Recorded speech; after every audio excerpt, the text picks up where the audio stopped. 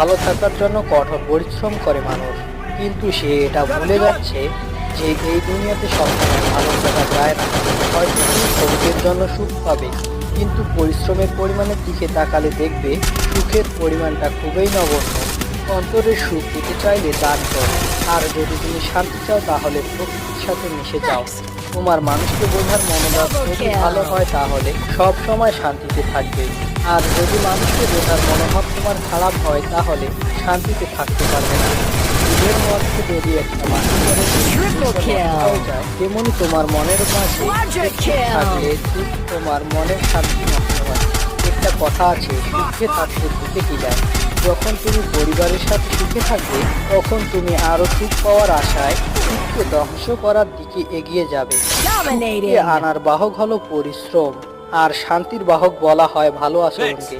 যেখানে ভালো আচরণ থাকবে সেখানে ভালো পরিবেশ সৃষ্টি হবে, আর শান্তিতে থাকার জন্য ভালো পরিবেশের প্রয়োজন।